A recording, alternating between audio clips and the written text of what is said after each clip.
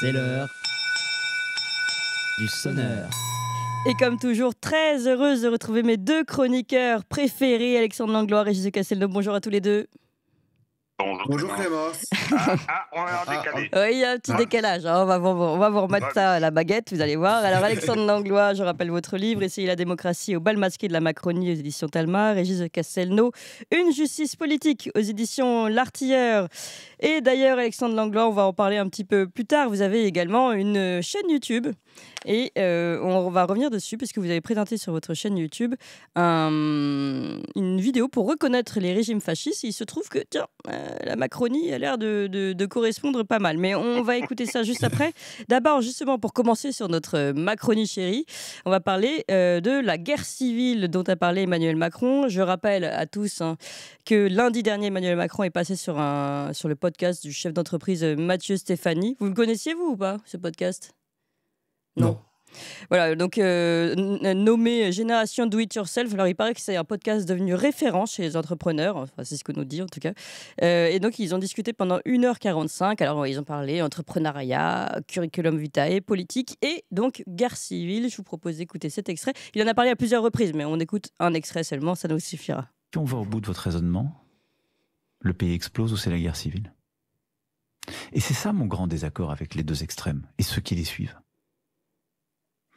Et c'est aussi ce sur quoi je voudrais alerter les gens. Beaucoup de nos compatriotes, pourquoi ils vont vers des extrêmes ?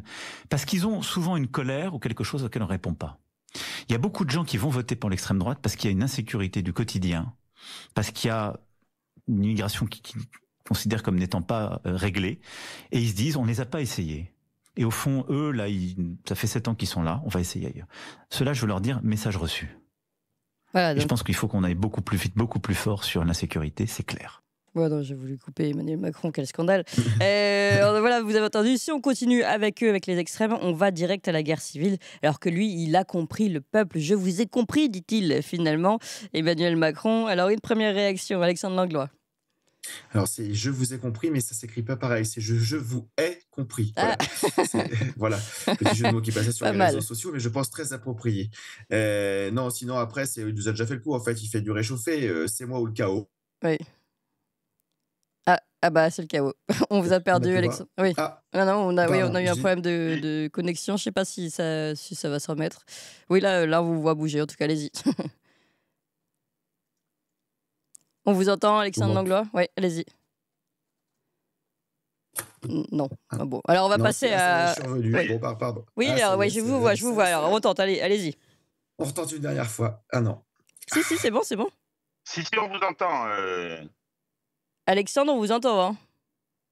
Bon, bah, c'est pas grave, on va commencer avec vous, Régis, alors. Visiblement, le réseau est meilleur dans le sud.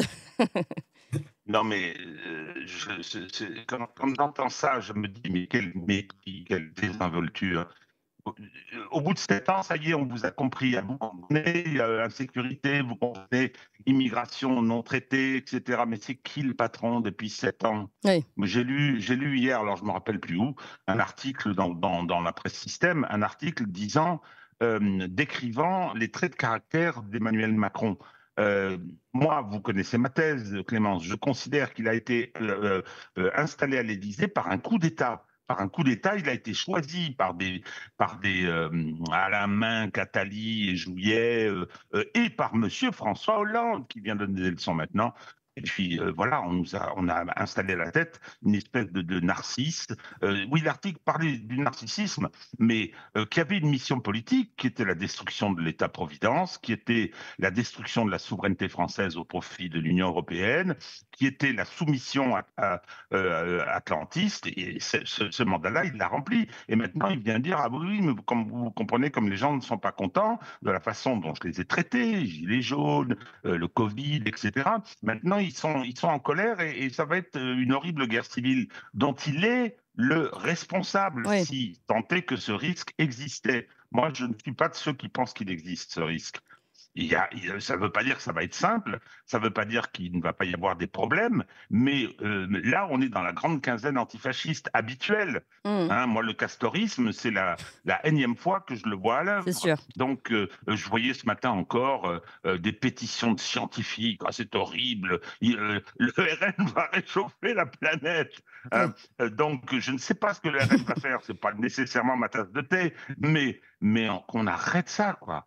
Hein, on a un parti populiste de droite qui est au bord d'arriver au pouvoir. Eh bien, écoutez, déjà, avec un enjeu très fort politique. Qu'est-ce que c'est l'enjeu politique des 30 juin et 7 juillet? C'est la fin du macronisme. Alors moi, je suis de ceux qui disent débarrassons-nous d'Emmanuel Macron, on verra après. Ça, c'est une priorité. Hein. Et surtout que je pense comme Alexandre, je souscris à son analyse. Alors, il le fait méthodiquement avec le livre d'Umberto Eco. Il définit une série de critères et il montre bien que la plupart d'entre eux, eh bien, Emmanuel Macron y répond. C'est un système de technofascisme que je trouve personnellement combattre et surtout à expulser des palais de la République. Alors, on parle de ce système de technofascisme, c'est une expression intéressante, Régis Le Castelnau, que vous venez d'utiliser. Alors justement, donc, je le disais en introduction, Alexandre Langlois a une vidéo YouTube. Alexandre, peut-être vous pouvez nous présenter un peu tout ça. Et vous avez décidé de faire une vidéo particulière pour savoir, pour réfléchir sur la Macronie et est-ce une vidéo, un régime fasciste. Alors on a un extrait à écouter. J'explique tout de suite à tous nos auditeurs qu'on a on a un souci technique. On ne peut pas passer de vidéo, on ne peut passer que des sonores. Donc on va écouter un extrait de votre vidéo, mais en sonore, en audio. Si vous voulez, on l'écoute maintenant, puis après vous nous racontez tout ça, Alexandre. On écoute. Il faut dire que le fasciste est la paix et glorifie la guerre, car cela permet de mettre en avant le culte de l'héroïsme. La guerre est belle et permet de mettre en avant cet esprit de sacrifice, vanté encore par Emmanuel Macron lors de la commémoration du débarquement du 6 juin. Je sais notre pays, fort d'une jeunesse audacieuse, vaillante, prête au même esprit de sacrifice que ses aînés. Le héros fasciste est impatient d'aller mourir. Mais comme le souligne Umberto Eco dans son livre, dans son impatience, il lui arrive plus souvent de faire mourir les autres. Et finalement, le fascisme, c'est bien la mort et la guerre. Voilà, ça finit bien, Alexandre Langlois. C'est marrant, on ne reconnaît pas tout à fait votre voix. En tout cas, donc vous avez décidé, ça fait longtemps qu'on parle de ça ensemble, hein, de ces points communs entre le régime fasciste et la Macronie. Vous l'aviez déjà développé un peu cette idée chez nous. Et là, vous en avez fait une vidéo.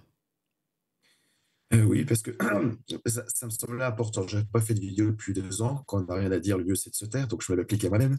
Et là, par contre, ce qui me dérangeait, c'est que tout le monde parle justement de faire barrage, donc contre Pierre-Paul Jacques, parce qu'il y a des gens qui font barrage contre le RN, d'autres qui font barrage contre le Front populaire, mais personne ne fait barrage contre les fascistes au pouvoir. Ah oui, c'est vrai. Et en fait, plutôt que de faire barrage, c'est de se dire, mais qu'est-ce qu'on fait de ces gens-là, en fait? Parce qu'on est en train de nous dire le pire est à venir, mais le pire est peut-être déjà au pouvoir, en fait. Et à partir de là, Umberto Eco, lui, a connu les fascistes. Il les a vus, il les a connus. Il avait 10 ans en 1942. Il a expliqué comment on peut les reconnaître. Donc, en fait, des gens qui ne tolèrent aucune critique, qui veulent aller faire tuer les autres, qui sont xénophobes. On peut le voir dedans quand notre Emmanuel Macron d'élite dit les quoi ça. Je rappelle également qu'ils ont passé une loi en disant qu'on peut contrôler les gens sur leur apparence étrangère. Je veux dire, on n'a pas vu ça depuis 1940. Donc, je veux dire, on est en train de nous dire des choses qui sont déjà en place, en fait. Ficher les opposants politiques, ça, c'est pas dans la vidéo, mais c'est parce que c'est pas Umberto Eco, mais je veux dire, ils vont très loin dans beaucoup de choses qui sont dans des méthodes très, je veux dire, totalitaire et intrusive. Donc à partir de là, maintenant, il faut qu'on s'en méfie. Et ensuite, sur les gens qui parlent de faire barrage, qui veulent, il y a une petite caricature que j'aime bien qui date de 2017 où les gens disent qu'il faut faire barrage et tous les ans, chaque élection, l'eau monte avec le RN qui monte à ce que c'était le RN qu'il fallait faire barrage. Et de l'autre côté, on voit des gens qui sont en train de se gaver. C'est le néolibéralisme international qui dit ils vont peut-être se rendre compte de quelque chose. T'inquiète, ils sont occupés à faire barrage. Et la conclusion, c'est que quand on veut éviter que l'eau monte, la première chose qu'on fait, c'est pas un barrage, c'est on ferme le robinet. Donc, tant qu'on aura ces néo-fascistes au pouvoir, on ne réglera aucun problème. Et quand Emmanuel Macron parle de guerre civile, mais en fait, il est déjà en train de nous faire un petit prémisse en Nouvelle-Calédonie. De la guerre civile, là-bas, les départements, tout le monde se tape dessus, cessation de paiement. Enfin, je veux dire, on est sur quelque chose un petit laboratoire d'un avant-goût qui peut arriver en France. Et je repense à cette phrase, la seule phrase où le moment où Gérard Collomb a été bon en tant que ministre de l'Intérieur, c'est quand il a démissionné. Oui. Bon, bah, c'est déjà ça. Mais il dit, on ne sera plus les uns à côté des autres, mais les uns en face. On Ouais, sera face à face. face à Ouais. face. Et c'est ce qui va se passer. Mais il l'avait déjà bien analysé. Quand il avait, dans une interview, Gérard Collomb avait dit que c'est un doux despotisme, Emmanuel Macron. Voilà, donc à partir de là, on a toutes les clés pour savoir ce que ça va être dangereux. Je vois certains macronistes qui disent attention avec si c'est pas nous. Voilà, en fait, plus simplement, si c'est nous, on va sortir de l'état de droit. Emmanuel Macron l'a déjà dit en 2017, on sort de l'état de droit en octobre prochain. Quand il parlait de sa loi, c'était laquelle, je ne sais plus, si sur l'état d'urgence permanent. Voilà, on n'est plus dans l'état d'urgence parce qu'on l'a mis dans la loi. Donc, effectivement. Donc, à partir de là, le danger est déjà au pouvoir. Donc, maintenant, qu'est-ce qu'on fait pour l'enlever? Et personne n'en prend compte. J'entends tout le monde, on va se désister parce que pour Pierre, pour pas. Les macronistes n'attendent que ça. Voilà, ils n'attendent que ça. Donc, il va falloir faire quelque chose. Donc, j'espère que les gens curiosité d'avoir la vidéo, ceux qui ne sont pas convaincus, ceux qui sont convaincus, bon bah, à moins ils savent que déjà il faut les mettre dehors avant de pouvoir commencer à régler les autres problèmes. Et des problèmes, on les règle qu'un par un. Donc si on veut tous les régler d'un coup, en général, on ne règle rien du tout. Et on fait un peu ce que fait Emmanuel Macron, n'importe quoi. Et voilà, puis après, du coup, sur le fascisme, pour conclure, voilà, j'avais oublié une petite vidéo, une petite citation pour cette vidéo qu'on m'a donnée sur les réseaux sociaux après publication de la vidéo. C'était Mussolini qui définit le fascisme entre une alliance entre l'État et l'économie. Donc voilà, donc je crois que Macron a la synthèse de ça et que c'est le libéralisme allié à un État tout puissant et une mainmise totalitaire de l'État. Et donc là, je veux dire, personne ne peut remettre en cause la définition du boss du fascisme, Mussolini. Oui. Alors, c'est intéressant cette dernière définition. En effet, ça correspond pas mal. Ça me fait penser ce que vous racontez finalement, ces blocs contre blocs, donc ces guerres de castors d'un côté et de l'autre, qui servent finalement au bloc central, au bloc macroniste. Hier, on a eu un corps à corps très intéressant sur l'antisémitisme. Et finalement, on se rendait compte que d'un côté comme de l'autre, parce que l'antisémitisme a changé de visage, il était du côté du Rassemblement national, enfin du Front National, si on remonte un peu aux origines.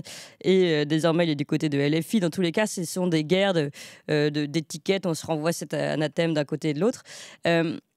Et finalement, à qui ça sert? Ça sert évidemment à celui qui est au centre et qui ne bouge pas, qui ne reçoit pas les coups. Donc on voit bien ici l'idée dont vous parliez ici, que vous développez sur cette guerre d'un côté et de l'autre, et puis ceux à qui ça sert et qui continuent de se servir au banquet pendant que les autres font les barrages d'un côté et de l'autre. Donc c'est tout à fait intéressant et ça rejoint ce qu'on disait hier. Et puis ça me fait penser, je reviens sur ce que vous disiez, Régis de Castelnau, qu'il fallait peut-être une véritable démission d'Emmanuel Macron. C'est aussi ce qu'a dit Pierre Mazeaud, que vous connaissez peut-être d'ailleurs, ancien président du Conseil constitutionnel. C'était le 23 juin sur Radio J. Je vous propose de l'écouter, puis on revient sur cette idée. Je suis de ceux qui pensent que le président de la République se doit de démissionner. C'était court, mais il y a l'idée. Je pense que le président de la République se doit de démissionner. Donc si le 8 juillet, donc le président avec... Vous allez lui donner peut-être 24 heures pour réfléchir. Non, mais donc diront plutôt que le 8, ça serait le 9 juillet. Oui, non, mais si donc la situation est compliquée pour lui... Que les choses soient claires. Oui, si la situation est compliquée pour lui, après le 7 juillet, il n'aura qu'une solution, c'est de démissionner, Emmanuel Macron. Ah non, il en aura d'autres, il pourra continuer comme ça. Ouais. On verra bien. Mais le mal s'aggrave. Moi, je vous ai dit que je pense que la démission du président de la République, c'est une chose que je comprends d'autant plus volontiers que je la souhaite, compte tenu de la situation de la France à l'heure actuelle. Il n'a plus possibilité de dissolution.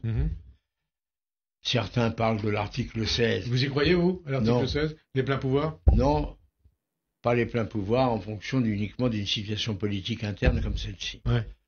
Alors voilà, alors il veut bien rester à l'Élysée parce qu'il l'a dit. Il a dit d'ailleurs, je ne quitterai pas, je ne démissionnerai pas.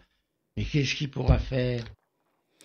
Alors, qu'est-ce qu'il pourra faire? Et en tout cas, il doit démissionner. Vous avez compris l'idée de Pierre Mazeaud. Régis de Castelnau, vous le connaissez un peu, Pierre Mazeaud, ou pas? D'abord, une petite observation liminaire concernant, on va chez Aziza, on va chez Radio J, on va faire la génuflexion que Mazeaud ait choisi ce média communautaire, ça me choque un peu.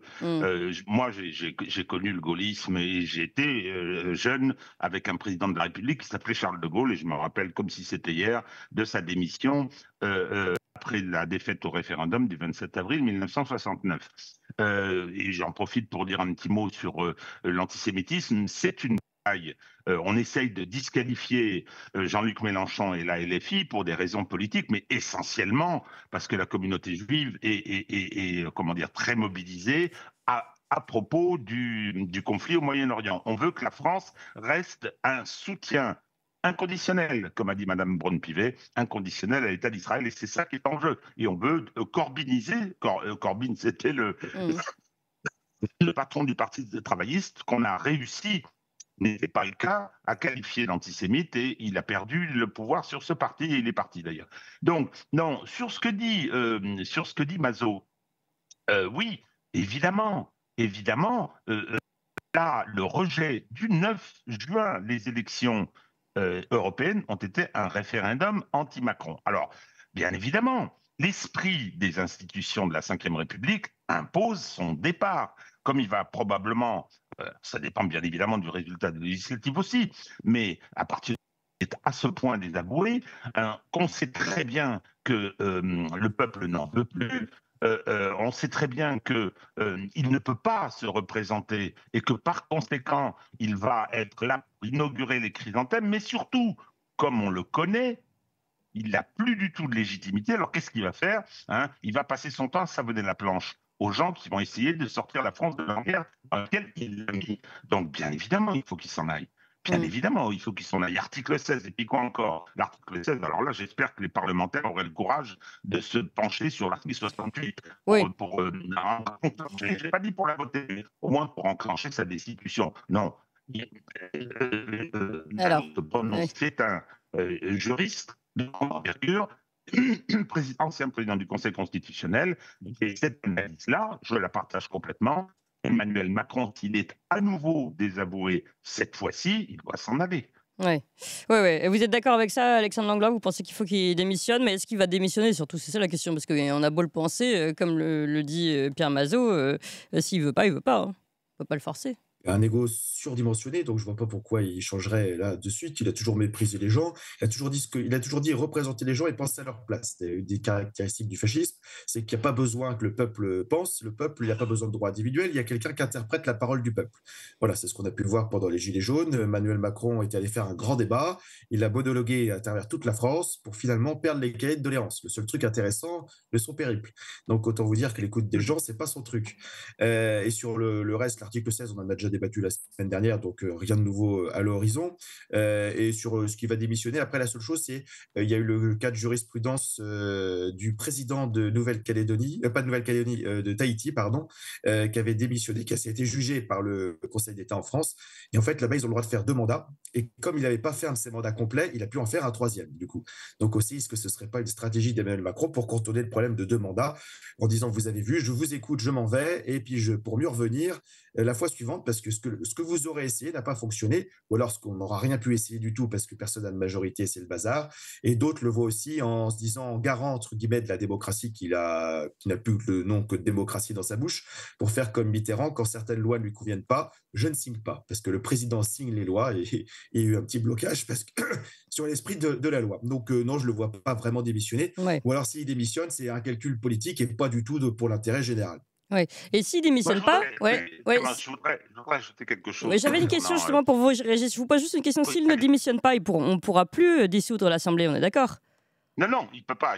Pendant un an, il ne peut pas dissoudre l'Assemblée, puisqu'il a usé de ce droit le 9 juin. Donc, le problème, on est en train de parler, ici, entre nous, d'Emmanuel Macron comme d'un président de la République normal, quoi. Non, d'ailleurs, pas ici. Mais écoutez, le problème, c'est que le voile s'est déchiré. Ça fait 7 ans qu'on est dans une représentation de théâtre, dans un simulacre.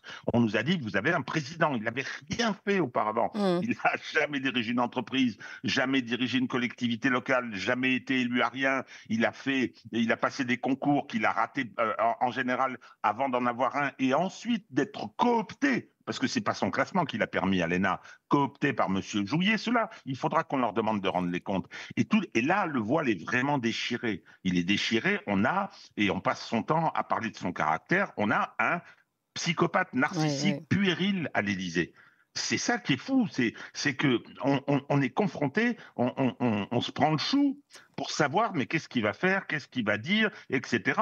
Hein, on parle d'un homme politique qui n'a rien à faire à la place où il est. C'est pour ça qu'on veut qu'il s'en aille. C'est pour ça qu'on veut qu'il s'en aille. Il y a les institutions, comme le dit Mazo, et il a entièrement raison.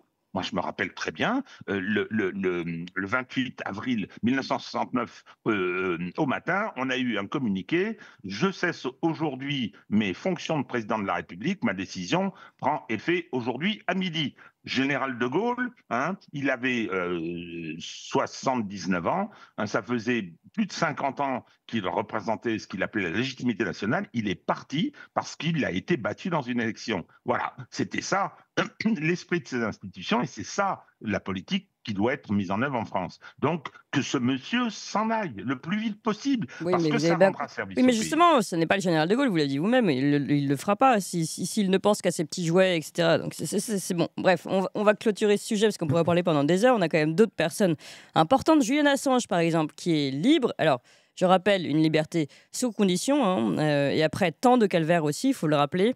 Mais enfin, libre tout de même. Moi, j'aimerais bien qu'on parle ensemble d'abord de la façon dont c'est traité dans les journaux qui ont l'air d'oublier pourquoi il risquait 175 ans de prison. Je rappelle aussi qu'il a été incarcéré au Royaume-Uni depuis 5 ans, qu'il risquait d'être envoyé devant la justice américaine. Et donc là, il risquait 175 ans de prison. Il a donc accepté de plaider coupable pour une peine qui donc a déjà été payée dans son temps d'incarcération en Angleterre. Mais en tout, il aura quand même été enfermé pendant 15 ans dans des conditions d'isolement extrêmement dures. Et là-dessus, je trouve que les journalistes disent « enfin libre, très bien, bravo ». Mais c'est tout, ils ne vont pas interroger la question de pourquoi il était enfermé. J'aimerais bien qu'on parle de ça. Et puis, alors, il y a vraiment quelque chose de très étonnant que j'ai entendu hier. C'était sur BFM. C'est un éditorialiste qui était au micro d'Apolline de Malherbe. Et je vous propose d'écouter ça avant qu'on en parle. Laurent, en un mot, votre flop. Julian Assange. D'abord parce qu'il a eu tort d'accepter de passer 7 ans de prison dans une ambassade pour éviter de se présenter devant ses juges qui lui promettaient 5 ans de prison au maximum. Et puis vu comme ça, effectivement, on se dit qu'il aurait mieux fait. Parce que, au fond, il ne s'intéresse qu'aux secrets des démocraties occidentales. Les secrets des dictatures, visiblement, c'est pas son truc. Manque donc le courage. Votre flop. Ah, manque le courage à Julian Assange. Voilà, c'est ce que dit l'éditorialiste Laurent Newman au micro d'Apolline de Malherbe. Julian Assange est son flop de la journée. Je ne sais pas si vous l'avez bien compris. Et donc, en gros, tout ça pour ça, alors qu'il ne risquait que 5 ans et pas 175 ans, comme tout le monde le dit. Je ne sais pas si vous avez entendu ça, Régis, mais j'imagine que... écoutez, Clémence, je l'ai relayé, moi, sur Twitter. C'est parfaitement ignoble. C'est le terme qui convient. Ces deux éditorialistes, ces deux journalistes se sont déshonorés. Hein. Vous savez, je ne sais plus, il y avait une expression. Est-ce que vous êtes journaliste qu'on l'a posé, je ne sais pas à qui répondait « Oh non, journaliste, on est payé pour mentir ». Eh bien, on a ce bel exemple, voilà, 2 journalistes qui sont payés pour mentir. Un pour insulter, c'est Madame de Malherbe, oui. Et Laurent Neumann pour mentir effrontément. On ne va pas revenir sur toute l'affaire Assange. D'abord, il est resté 14 ans, que ce soit à l'ambassade d'Équateur ou que ce soit dans une prison de haute sécurité. Alors, la justice britannique qu'on passe son temps à nous donner en exemple, c'est complètement déshonoré à cette occasion, parce que j'ai suivi ça quand même d'assez près. Et donc, voilà, il était poursuivi, c'est pas pour les secrets dévoiler des secrets de la démocratie, il a dévoilé des crimes de guerre des États-Unis.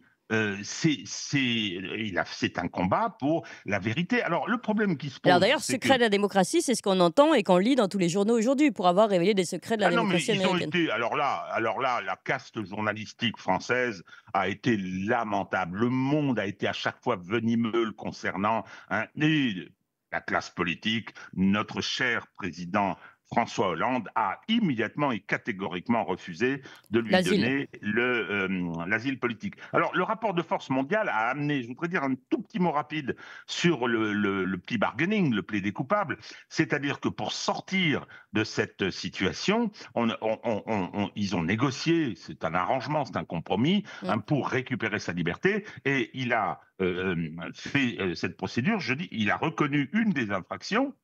Et on lui a dit, la peine qu'on va vous infliger, ce qui se négocie aussi, la peine qu'on va vous infliger est couverte par votre détention En Angleterre. préventive, votre détention préventive mise en œuvre par les Britanniques. Donc voilà, ça n'a aucune autre portée que celle-là. Parce que les gens ont dit, vous vous rendez compte, ça constitue un précédent. Moi, j'ai fait un tour Dans sur quel la sens presse vous voulez dire? américaine. Les constitutionnalistes, tous les Mm. juristes vous disent, non, ça ne constitue pas un précédent juridique, c'est une menace. Parce que pourquoi est-ce qu'on a martyrisé comme ça Bien sûr.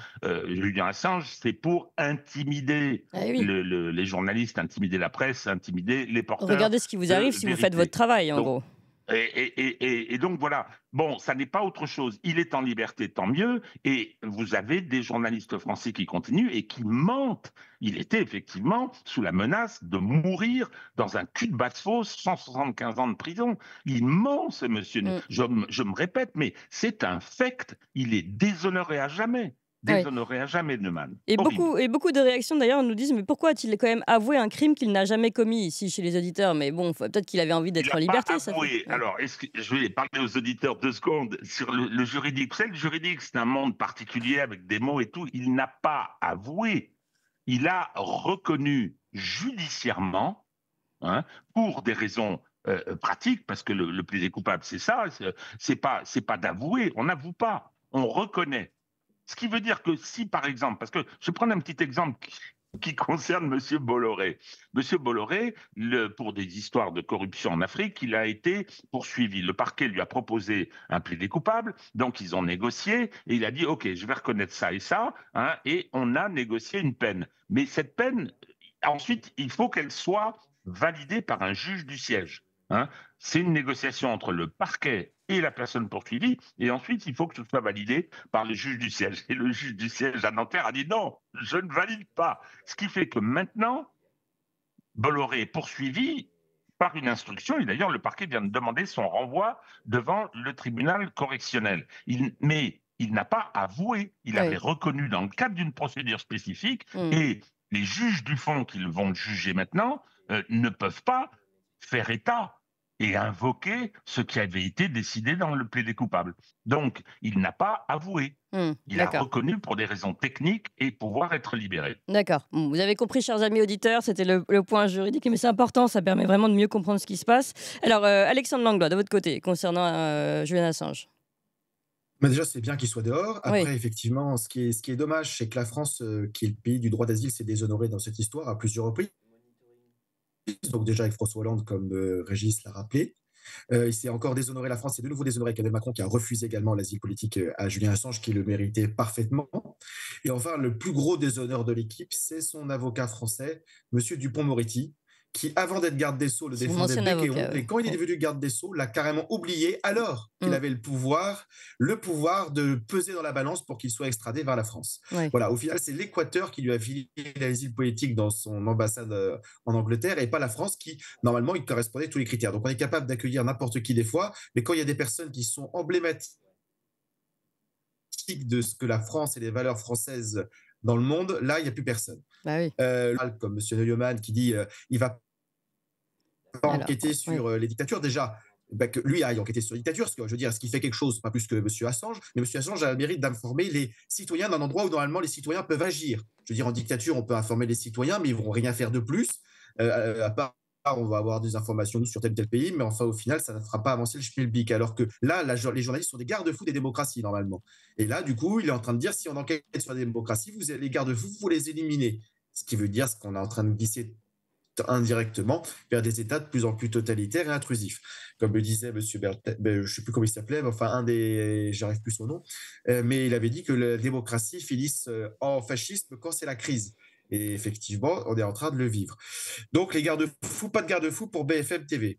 Dernière chose aussi, ce qu'il oublie, c'est qu'en France, on a pu voir ce qui se passe, qu'il n'y a pas de garde-fou pour la presse. Les journalistes qui avaient enquêté sur les armes françaises vendues à l'Arabie Saoudite pour tirer sur le Yémen, les journalistes du Monde qui avaient enquêté sur l'affaire Benalla, tout le monde s'est retrouvé à la DGSI. Enquête interne, qu'est-ce qui se passe? Je veux dire, donc la DGSI, ce n'est pas une enquête judiciaire, c'est les services secrets français qui vous demandent vos sources, pourquoi vous avez parlé contre le pouvoir et si vous n'êtes pas des ennemis. Donc, je veux dire, à partir de là, effectivement, BFM a raison de dire, à ce moment-là, ne nous embêtons plus de garde-fous et faisons que transmettre la parole du pouvoir. À ce moment-là, il ne fallait pas signer la charte des journalistes. Il fallait juste signer une charte de communicants pour les pouvoirs en place. Parce qu'après, effectivement, je rappelle d'ailleurs que la France a été déclassée en démocratie défaillante, bien qu'elle a retrouvé sa note, a priori, il y a l'année dernière, elle avait été classée en démocratie défaillante pour sa gestion autoritaire de la crise Covid. Donc, ça veut dire que la caractéristique d'un régime n'est jamais acquise ad vitam aeternam, justement, parce que normalement, il y a des journalistes qui font leur boulot, qu'informent les citoyens, et les citoyens peuvent prendre des réactions. Donc, ce qui veut dire que là, si Julian Assange n'est pas là, c'est un exemple justement de cette résistance des journalistes avec une éthique et un code de conduite. Et à l'inverse, tous ceux qui le critiquent, non, je ne pense pas ce point de vue, et ils sont très contents de manger dans la gamelle. Et la dernière chose que je voulais dire sur ce sujet-là, l'idée est partie. Donc, ce sera pour une prochaine fois. C'est pas grave, je vous garde quand même parce qu'on va changer de sujet. On va parler d'Alexandre Benalla. Et là, c'est pareil, vous l'aviez particulièrement suivi, j'allais dire Alexandre Benalla, Alexandre Langlois, avec Vigipolice à l'époque. C'est la décision de la Cour de cassation donc, qui a été rendue hier, rejet du pourvoi apporté par l'ancien chargé de mission d'Emmanuel Macron, donc Alexandre Benalla, qui rend donc définitive sa condamnation à 1 an de prison dans l'affaire des violences du 1er mai 2018. Donc les violences commises, je ne sais pas si vous vous rappelez, c'était sur une place contre des manifestants le 1er mai. Et vous aviez particulièrement suivi cette affaire, Alexandre. À l'époque, j'étais donc secrétaire général du syndicat de Vigie et on avait déposé plainte. Parce qu'en fait, l'histoire allait s'enterrer. J'avais pu échanger avec quelques sénateurs et tout ça qui avaient dit nous, on ne va pas aller tellement plus loin, on va être coincé par les pouvoirs institutionnels et on dit qu'il faudrait qu'il y ait une plainte qui débarque. Et on a vu avec notre avocat et on a dit, en tant que syndicat de police, ça avait porté atteinte à l'image de la police parce qu'on avait traité de violence policière quelque chose qui était en fait quelque chose d'encore beaucoup plus grave, des violences d'un citoyen sur quelqu'un d'autre. Parce que je rappelle qu'il était en plus habillé comme un policier. Oui. Exactement, c'est ce qui faisait la confusion. Et donc, ça veut dire que si jamais on n'agissait pas, c'est-à-dire que le lendemain, n'importe qui pouvait se déguiser en policier, agir et était tranquille. D'ailleurs, en tant que policiers et puis beaucoup de nombreux policiers de l'époque avaient été embêtés quand ils travaillaient en civil parce que les gens disaient est-ce que vous n'êtes pas des agents de l'Élysée ou des agents, êtes-vous réellement policier, prouvez votre qualité 2 fois plus que d'habitude, parce qu'il y avait une suspicion justement de trahison de l'État, ce qui était réellement une trahison de l'État. Ensuite, on avait travaillé sur le sujet et en fait, l'objectif était que cette affaire puisse avancer. Là, on a vu, je laisserai Régis réagir sur tous les points de corruption du parquet avec M. Molins qui avait une promotion, un coffre disparaît. Ça, je laisserai revenir dessus, parce que c'est ses amis. Mais derrière, en fait, ce qui se passait, c'est que c'était d'agir sur le problème de fond, en fait, pour pas que ça se reproduise. Oui. Et la justice, pour une fois, avait un coupable qui avait passé aux aveux. Et curieusement, je crois que c'est une des rares fois la justice n'a pas agi contre cette personne qui est passée aux aveux. Cette personne, c'est Emmanuel Macron, qui avait dit s'ils veulent un coupable, c'est moi. S'ils veulent un responsable, c'est moi, qu'ils viennent me chercher. Bon, bien sûr, il s'était caché au fond de l'Élysée pour pas qu'on vienne le chercher, sachant que judiciairement, il était irresponsable. Pas que judiciairement. Et donc aujourd'hui, au final, Alexandre Benalla est condamné, très bien pour ce qu'il a fait, mais par contre, tous les autres responsables qui ont permis cette situation se produise, aucun problème, pas de difficulté, ils sont dans la nature, ils n'ont jamais été inquiétés par la justice. D'ailleurs, Alexandre Benalla a mis un petit message. Je l'avais rencontré, donc en dehors des exactions qu'il avait commises, je l'avais rencontré à la cafétéria du Palais. Quelqu'un de très sympa humainement quand on discute comme ça. Oui, il a l'air rigolo en tout cas. Il a mis un petit tweet ce matin en sens disant de l'humour. Il a l'air rigolo, voilà. Donc ces actions n'ont rien à voir de rigolo, donc on peut être rigolo et dangereux, mais en tous les cas très sympathique quand on va boire un café. Voilà, je n'aurais pas été mis en face de lui en manifestation, mais autour d'un café c'était sympa. Et au final aujourd'hui il a dit je prends ma peine, je vais l'exécuter. Donc quelque chose de très modéré. Je veux dire pas je m'en fous, je vais faire appel. Donc je veux dire c'est cette dignité que même si Alexandre Benalla peut l'avoir, on aimerait bien que de politiques puissent l'avoir. Bon, a priori c'est pas gagné. Et donc derrière, je précise juste que sa peine finalement ce sera pas de la prison ferme. C'est pas de la prison ferme sa peine, c'est non, c'est un an. On va voir en fait le juge d'application des peines va déterminer les conditions. Électronique. Oui. Ouais.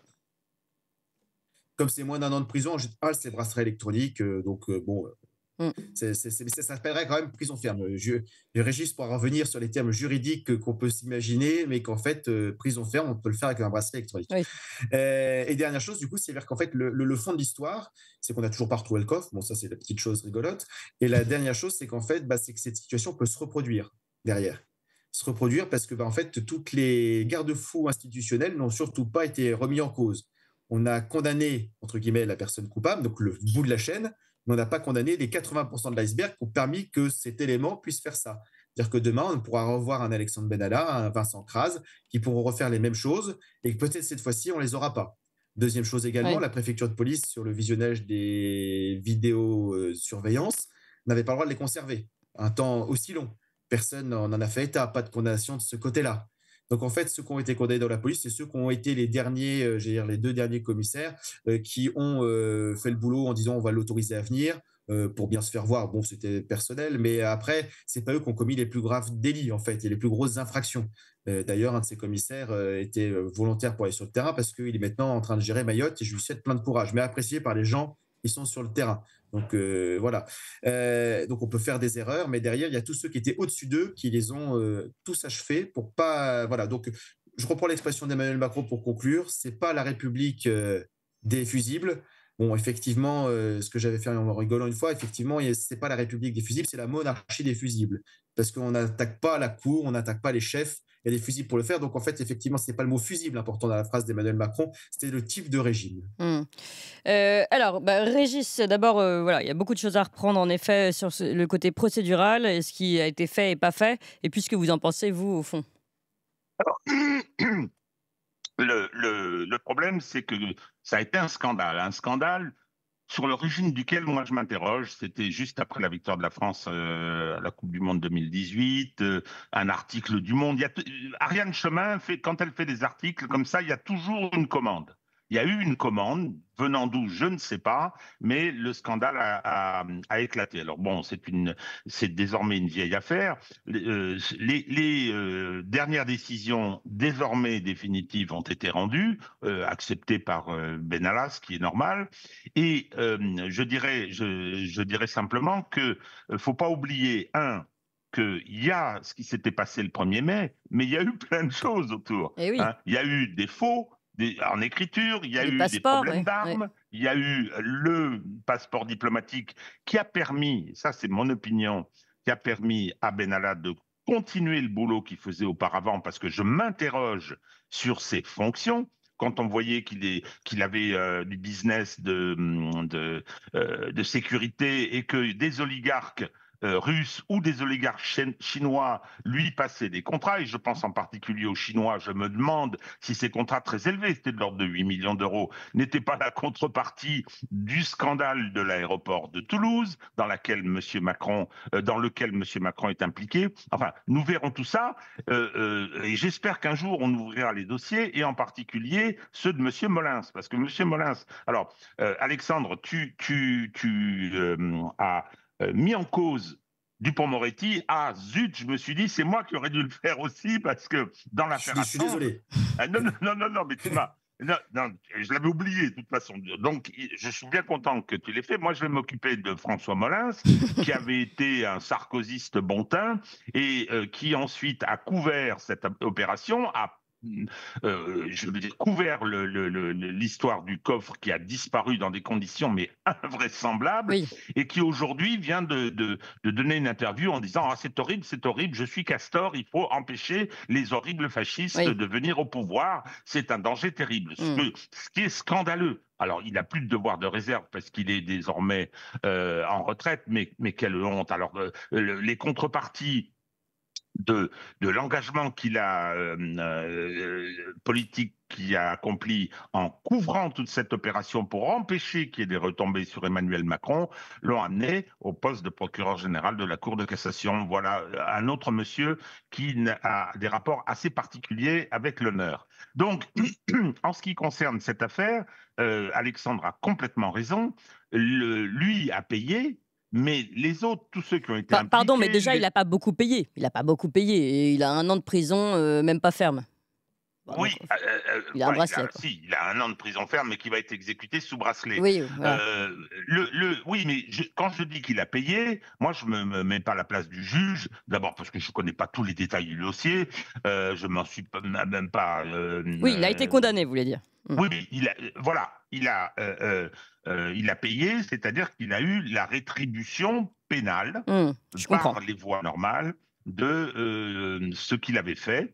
Et donc, OK, pour moi, c'est une affaire qui est terminée. Je sais simplement, et vous avez raison, Clémence, je sais simplement qu'il est, depuis ça, il a quitté l'Élysée. Enfin, attendez, c'est quand même un homme de main, disons les choses comme elles sont, assez intelligent d'ailleurs et assez drôle parfois sur les réseaux, mais c'était un homme de main qui était dans le premier cercle. Alors, on disait, il était fournisseur de ceci, il était cela. Oui, c'était possible. Et il y avait toute une mécanique qui s'était mise en route pour essayer d'avoir une garde prétorienne qui ne relevait pas des services officiels de police, une garde prétorienne autour de Macron. Il y avait une volonté de privatiser ça. Donc, effectivement, tous ceux qui ont été à la manœuvre, moi j'avais fait des articles au moment où le scandale s'est déclenché pour pointer toutes les infractions, j'arriais à une vingtaine. Et justement, si vous voulez bien nous rappeler, Régis. Non, alors on en a gardé 3 ou 4. On a exécuté le bouc émissaire et on l'a viré, on l'a condamné. Maintenant, il continue à faire du business. Je crois que ça va très bien pour lui. Et on a là l'expression achevée du système macroniste. Oui. C'est-à-dire corruption, passe-droit, protection et corrosion de l'appareil d'État qui devrait pourtant être chargé de faire respecter les principes de la République. Alors je voudrais bien, si vous voulez bien, Régis, on dépasse notre temps, mais je pense que c'est important. Cette affaire est très importante et en fait, ça fait un petit moment, les gens oublient. Et puis on n'est pas comme vous, on n'a pas forcément l'esprit, on ne voit pas forcément tout s'organiser. Est-ce que vous pouvez nous rappeler justement quand vous dites que c'était l'homme de main et là vous donnez des termes, corruption, collusion, est-ce que vous pouvez nous rappeler à peu près tout ce qu'il aurait, enfin ce que vous soupçonnez qu'il puisse avoir fait en fait quand vous dites homme de main? Alors, je ne veux pas. Je parle de soupçon et on parle au conditionnel, hein, avec un si. Oui, alors on met du conditionnel à tous les étages. Il y a eu une procédure de privatisation de l'aéroport de Toulouse-Blagnac. J'ai écrit plusieurs articles à ce sujet. Cette procédure a été viciée. Cette procédure a été annulée.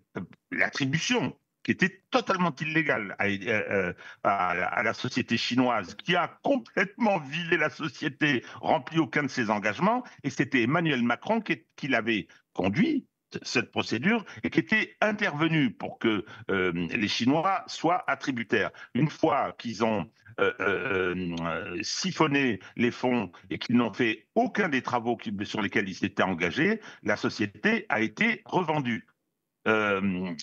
Lorsque je me pose des questions, lorsque je vois que Benalla, qui a une société de sécurité, paraît-il, passe un contrat avec un oligarque chinois et touche 8 millions d'euros pour ça, je m'interroge là-dessus.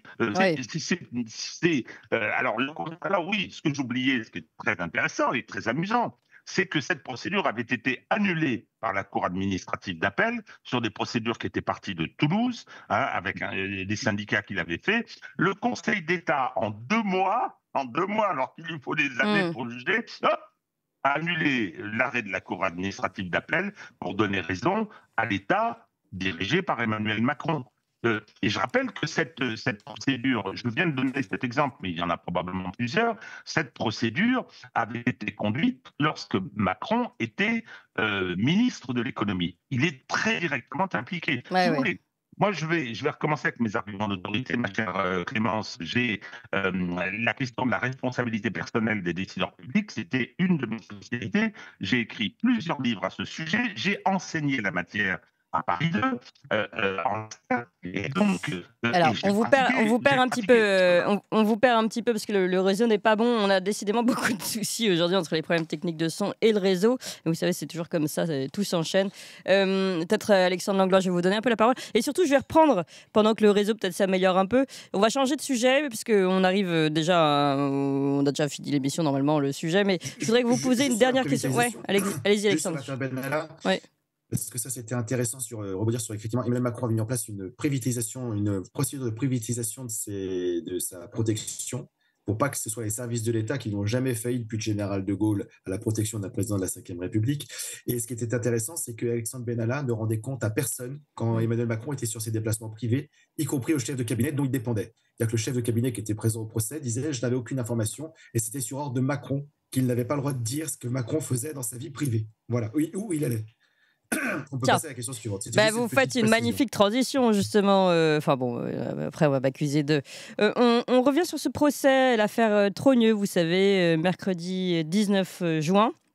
Il y avait la médium Amandine Roy et la journaliste Natacha Ray, alors on en pense qu'on veut, hein, mais qui étaient jugées devant le tribunal correctionnel de Paris pour diffamation autour de Brigitte Macron et de son frère Jean-Michel Trogneux, qui était représenté par leur avocat, maître Jean Enoki. Alors dans la presse, qu'est-ce qu'on lit ? On lit qu'on règle ici cette affaire de rumeurs transphobes. Sauf qu'en fait, et nous on a reçu l'avocate de l'une des deux, de cette médium Amandine Roy, qui nous a expliqué que ce n'était absolument pas le sujet de cette diffamation portée par Brigitte Macron et son frère Jean-Michel Trogneux, mais que la diffamation donc, ne concerne pas cette histoire de rumeurs transphobes, comme on dit, mais était plutôt sur d'autres sujets, sur la falsification des documents officiels d'état civil, du jugement de divorce, et puis sur le fait qu'ils aient commis un détournement de mineurs sur Emmanuel Macron, autre question, et sur la falsification d'un tract électoral. Donc c'était Maud Marian qui nous expliquait ça sur Toxin. Je crois qu'on peut l'écouter. Puis après, j'aimerais bien vous demander à tous les deux, d'abord ce que vous en pensez, et puis aussi ce qui est intéressant, c'est que ce procès était avancé de presque 6 mois, si je ne me trompe pas. Donc pourquoi, quelle est la stratégie ? C'était aussi une question que je voulais vous poser. D'abord, on va écouter Maître Maud Marian qui était à notre micro sur Toxin. Si vous voulez, aujourd'hui, on va être clair. Si Madame Macron attaque qui que ce soit qui aurait dit qu'elle est née homme et qu'elle a transitionné, en diffamation, ça veut dire que ça porte atteinte à la considération que d'être taxé de trans de nos jours. Or, si vous dites ça, ça veut dire que vous êtes en rupture complète avec la politique. Bon, on appelle ça le wokisme, je ne sais pas comment vous voulez l'appeler, mais cette politique qui consiste à dire que justement, c'est très bien d'être trans. Ah, bon, ça a coupé. Alors, en tout cas, vous avez compris. Donc, ce procès qui devait avoir lieu en mars 2025 a été avancé, je disais, non, c'est plus que 6 mois, c'est 9 mois, puisque il était avancé à ce 19 juin. Alors, comment l'explique l'avocat Maître Enoki ? Je souhaite que l'on puisse plaider plus tôt, compte tenu de la recrudescence de cette rumeur en ligne. Il évoque une nouvelle campagne, notamment aux États-Unis. En effet, on a suivi ça, nous aussi. Une théorie ou relance sexiste, transphobe, etc., dit-il, qui a été portée notamment par la blogueuse Candace Owens, qui est proche de Donald Trump. On en a parlé ici à l'antenne.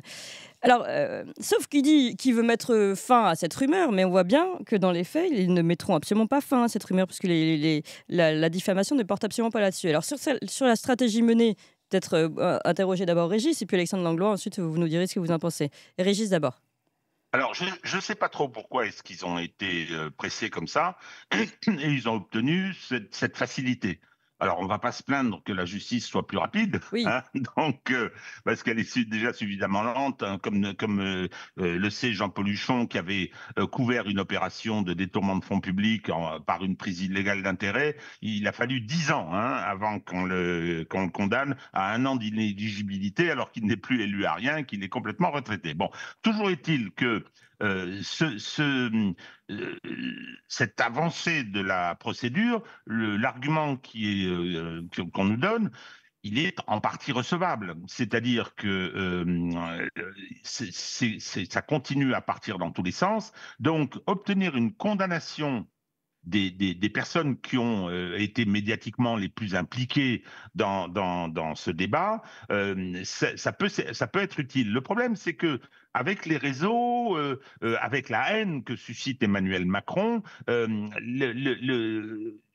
comment dire, la chose ne peut pas passer parce que effectivement, ils ont poursuivi en diffamation sur des choses qui n'ont rien à voir avec le problème de fond qui est posé. C'est-à-dire que elle pourrait être condamnée pour avoir dit vous avez falsifié un tract, la belle affaire. Mais toute la presse va dire voilà, l'accusatrice a été condamnée. L'accusatrice a été condamnée. Ça, c'est une technique classique, habituelle. Ouais. Des procédures en diffamation, des procédures de la loi sur la presse, parce que ça permet, comme c'est complexe, comme c'est difficile, on peut faire passer un autre message avec la puissance de communication de l'État. Alors, sur la question de la transphobie, moi j'entends ce qu'a dit ma consoeur, je suis pas tout à fait d'accord parce que le problème de de cette rumeur, ça n'est pas tant... je ne vois pas en quoi elle est transphobe. Pourquoi? Je veux dire, on dit, voilà, c'est le frère qui est devenu la sœur. Bon, très bien, mais c'est ça la clé. C'est pas qu'il y ait eu un changement de sexe, c'est le mensonge. C'est le mensonge. Donc qu'on n'arrive pas à combattre et qu'on n'arrive pas à dissiper le mensonge. Et donc, c'est pas mettre en avant la transphobie, c'est ridicule, c'est complètement ridicule. Oui, c'est pas une question de dire c'est mal, c'est une question de dire il y a eu transition. Non, et puis il y a eu ça, et donc on nous ment. C'est tout le problème de toute cette affaire. Mais on nous ment sur quoi? Qui nous ment? Aucun avis de fond. Non, mais... Je ferai une remarque. Je termine, Clémence. Une remarque. Mais si c'est un mensonge permanent, c'est possible, j'en sais rien. Hein. Si c'est une imputation diffamatoire, eh bien, il n'y a rien de plus simple que de mettre en place une communication qui permette de crever l'abcès. Or, il n'y a pas moyen. Il n'y a pas moyen d'avoir des réponses claires à des choses. Et moi, il y a une chose qui me trouble beaucoup, c'est l'histoire des photos. Il n'y a pas des photos des enfants petits, il n'y a pas des photos de Brigitte Macron enceinte. Qu'est-ce que c'est que cette histoire? Et puis tout le mensonge autour du moment ou de la rencontre entre Emmanuel Macron et Brigitte Macron. Il y a eu des mensonges. Ça, c'est avéré. Là, c'est avéré. Ce sont des mensonges avérés. Sur les cardages, etc. C'est très bizarre, tout ça. Pourquoi est-ce qu'on ne crève pas l'abcès et on ne mais donne eux, pas ils vont vous répondre qu'ils ne crèvent pas l'abcès. l'abcès. Régis, ils vont répondre qu'ils ne crèvent pas l'abcès parce qu'ils ne veulent pas rentrer dans ces considérations complotistes. En revanche, la question que je vous repose une dernière fois, il faut vraiment qu'on conclue ensuite, Alexandre Langlois, je vous donnerai le dernier mot, c'est pourquoi ils n'attaquent pas, donc, si vous considérez que Maud Marian, c'est l'histoire d'avoir peur d'aller sur la rumeur transphobe, pourquoi ils n'attaquent pas sur le fond du sujet, c'est-à-dire sur cette transition? Est-ce qu'il y a une histoire de charge de preuve? Maud Marian nous a dit non. Est-ce qu'il y a quelque chose? Est-ce qu'il y a une stratégie que vous pourriez comprendre, vous? Non, parce que mais parce qu'ils veulent pas venir sur ce terrain-là et ça rajoute au trouble. Ça rajoute au trouble. C'est une petite opération tactique au plan de la procédure. Je vois bien l'objectif, faire condamner en disant ben, vous avez vu, hein, on a fait condamner la rumeur alors que ça ne serait pas vrai, mais bon, après il faut s'expliquer. Non, je pense qu'il y a quelque chose, de bizarre. Il y a quelque chose de trouble, en tout cas. Bon, en tout cas, la stratégie n'est pas claire non plus. Alors, dernier mot pour Alexandre Langlois, et on rejoint Didier Maistre qui nous attend depuis longtemps. Non, sur ce truc-là, c'est qu'effectivement, je pense que c'est juste de l'arrogance de la part de la Macronie. Au final, de crever l'abcès dans un sens ou dans un autre, qu'au fait que la rumeur soit fondée ou pas, ils ont les moyens de dire voilà ce qui se passe, fin de l'histoire. Donc ça, ils font pas parce qu'ils ne veulent pas s'abaisser à discuter avec le petit peuple, quoi qu'il arrive. Donc leur arrogance fait que finalement, ça joue contre leur camp parce que la rumeur ne fait que grossir. Donc je trouve ça idiot de leur part, mais enfin, c'est pas très grave. L'autre chose, l'avancée du procès, moi, ce que j'avais pu voir, c'est que Natacha Ray est très malade, donc il voulait la condamner de son vivant aussi. Donc ça, elle a un cancer, etc. Donc ça aussi, ça pouvait jouer. Sur la dernière chose, effectivement, ce que je ne comprends pas, mais c'est une technique assez macronienne de dire attention, c'est une rumeur transphobe. Je ne vois pas en quoi elle est transphobe du coup. C'est un peu la technique qu'ils ont utilisée quand ils avaient des ministres homosexuels en disant dès qu'on les critiquait, c'était de l'homophobie, alors que c'était juste des gens incompétents. Donc en fait, c'est de détourner le sujet, de dire attendons, il y a ça, voilà, on monte le chiffon, vous êtes phobe quelque chose.